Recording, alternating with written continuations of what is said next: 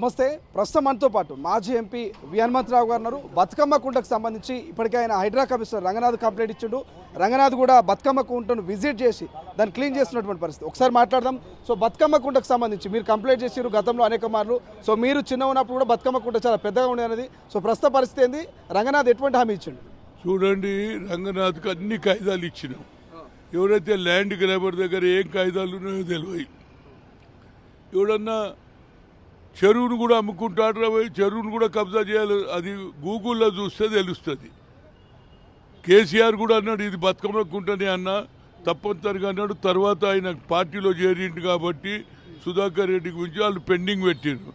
ఇవాళ రేవంత్ రెడ్డి వచ్చిన తర్వాత మేము అన్నాం ఇది న్యాయమైన కేసు అండి అంటే అప్పుడు ఐడాకు చెప్పడం జరిగింది రంగనాథ్కు. ఆయన అన్ని వెరిఫై అన్ని కాయిదాలు చూసే వీళ్ళకు కూడా కొన్ని ఇష్యూస్ను ఏది కంప్లైంట్ అడిగిండు.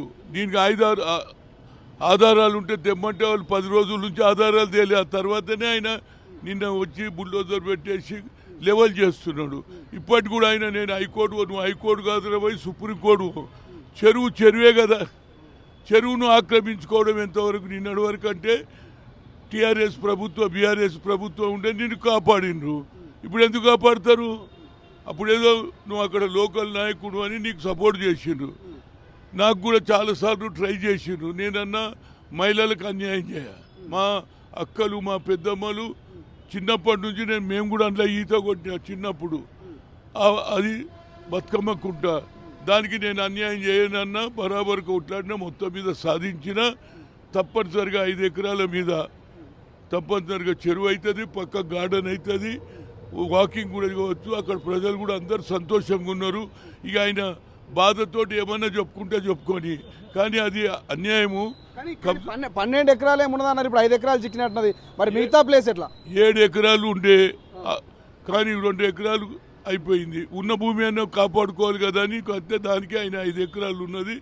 5 ఎకరాలను చేస్తా, చెరువు చేస్తా, అదంతా వాకింగ్ ప్లేస్ చేస్తా అన్నీ చెప్పడం జరిగింది. ఆయన చేస్తాడనేది నాకు గట్టి నమ్మకం ఉన్నది. కానీ కొంతమందిని భయపడిస్తున్నారు, మీ ఇండ్లు కూలిపోతాయి కూల్ చేస్తారని భయపడిస్తున్నారట.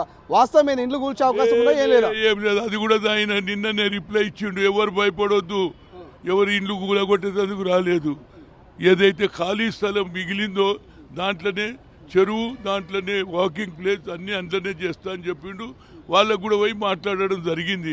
ఈ అపోహలు, మీ అపోహలను నమ్మొద్దని నేను కోరుతున్నా. ఒకటి చివరిగా వికారాబాద్ ఘటన మీద నరేందర్ రెడ్డిని చెల్లపల్లి జైలుకి తీసుకుపోయారు. రిమాండ్ రిపోర్ట్లో కేటీఆర్ పేరు కూడా మెన్షన్ చేశారు. కేటీఆర్ అరెస్టుకు రంగం సిద్ధమైంది అనుకోవచ్చా? చూడండి, నేను అవన్నీ కలెక్టర్ అనే అధికారి మీద దౌర్జన్యం చేయడం తప్పు. ఇక తర్వాత ఏమవుతుంది అనేది సీక్వెన్స్లో జరుగుతుంది. నేను ఎవరైతే ఆఫీసర్ని కొట్టడం మొదలు పెడితే ఇక ప్రభుత్వం ఏం పని చేస్తుందా?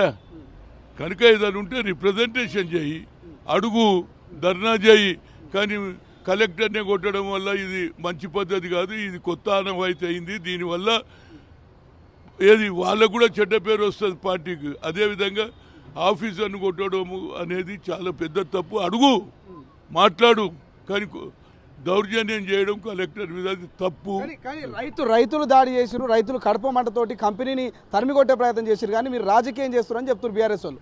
చూడండి, రాజకీయం చేసిరా లేదా, ఆ రైతులకు కూడా ఆలోచన ఉండాలి కదా. వాళ్ళు రైతులు చేసిరా, కొందరు ఇవాళ పేపర్లో చూసినా ఏదైతే కేసు పెట్టిన వాళ్ళు రైతులే కారట. మరి ఇవన్నీ ఉన్నాయి. ఆ వివరణ వచ్చినప్పుడు చెప్తా. కానీ నాకు మాత్రం ఒకటే, నేను ఒక పార్టీ మనిషిని, కాంగ్రెస్ పిసిసి అధ్యక్షుడు చేసిన ఆఫీసర్ మీద దౌర్జన్యం చేయడం అది తప్పు, ముమ్మాటికి తప్పు. ఇలాంటి ఆనవాయితీ వల్ల మీరు కూడా నిన్నటిదానిక గవర్నమెంట్లు ఉండేది, మీరే కలెక్టర్ని కొట్టేయడానికి ప్రయత్నం ఎవరు చేసినా అది తప్పే అని చెప్పగలరు.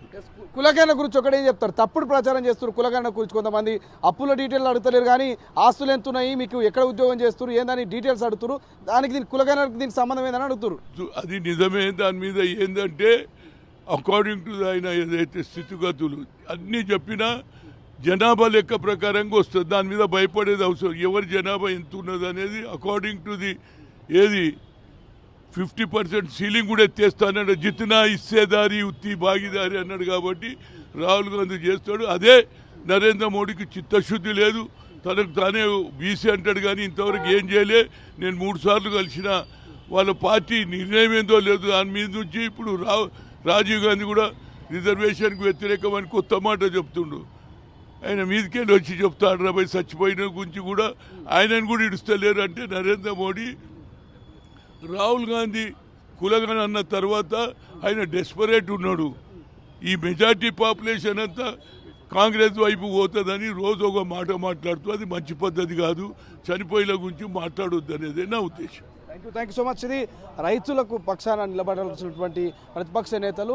సో రైతుల పేరిట ఆ రైతులే గారు వాళ్ళంతా కూడా కలెక్టర్ మీద అధికారుల మీద దాడి చేయడం అనేది ప్రభుత్వం మీద ఇక ప్రభుత్వంలో ఉన్నటువంటి నేతల మీద దాడి చేసినట్టుగానే భావిస్తున్నాం. ఖచ్చితంగా ఎంతటి వారైనా పోలీసులు ఇప్పటికే దర్యాప్తు చేపట్టారు కాబట్టి సో ఖచ్చితంగా భవిష్యత్తులో అది ఎవరెవరున్నారు దాని వెనక అనేది బయటపడుతున్నట్టు కూడా వి హనుమంతరావు చెప్తున్నటువంటి పరిస్థితి. కెమెరా పర్సన్ అజయ్తో శ్రీశైలం, తొలి వెలుగు, గాంధీ భవన్. అసలైన తొలి వెలుగు. ఫాలో వాట్సాప్ @తొలి వెలుగు official.